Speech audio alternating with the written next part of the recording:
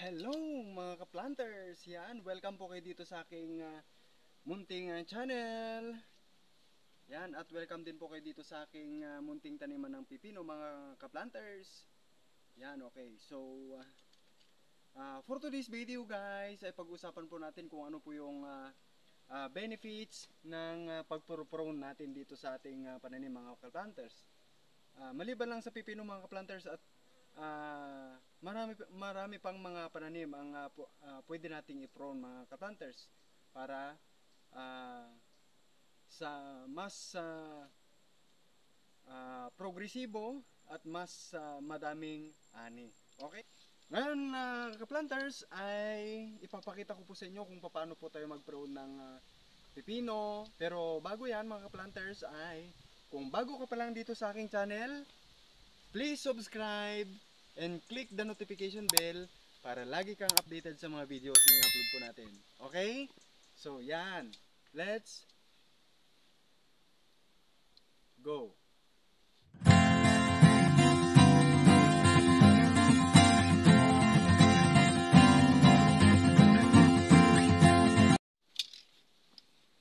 Ito, gamit po natin mga ka-planters. Yan. Cutter.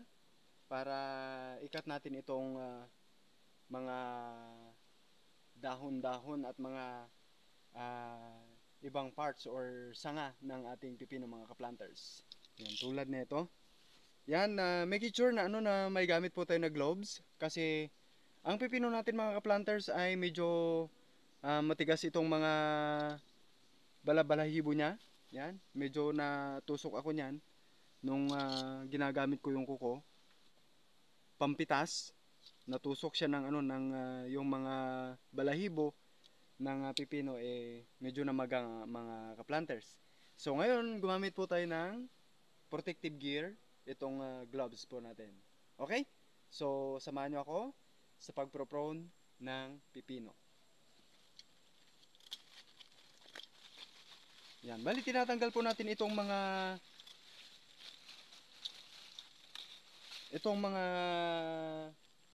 So tinatanggal po natin itong mga magulang na mga dahon ng pipino mga ka-planters. Yan. Dahil siya pa na kumukonsume ng mga nutrients. At least maging maaliwalas yung environment ng kanyang mga bunga. So, yung advantage po nung pag-alis natin, pagtanggal natin ng mga dahon-dahon ay dito ay mabibigyan natin ng sapat na nutrients ang bunga ng ating pananim, especially sa pipino mga ka-planters.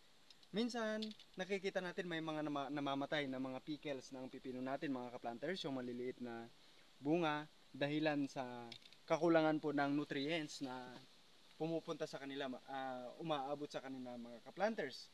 Dahil dito pa lang sa ibaba ay ubos na yung nutrients na kinakailangan ng mga maliliit na bunga.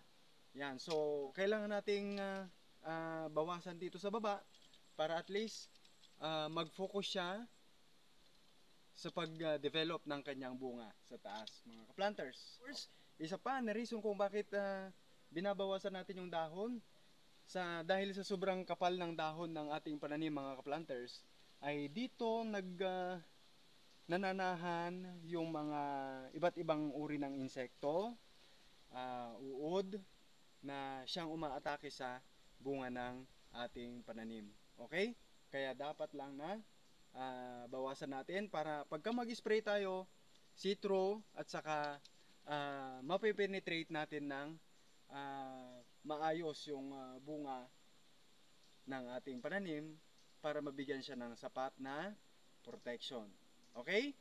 So, yan po mga ka-planters ang advantage ng pagpuprone natin. And of course, pagka nababawasan kasi dito sa baba ng mga dahon-dahon at yung mga medyo hindi na magandang sanga ay mas lalong mag-focus siya dun sa mga bagong usbong dito sa taas at mag-focus siya sa pagde-develop ng kanyang bunga dito sa pinaka-itaas mga ka-planters. Okay? At isa pang reason kung bakit kailangan nating tanggalin itong mga may spot na ganito mga ka-planters. Yan.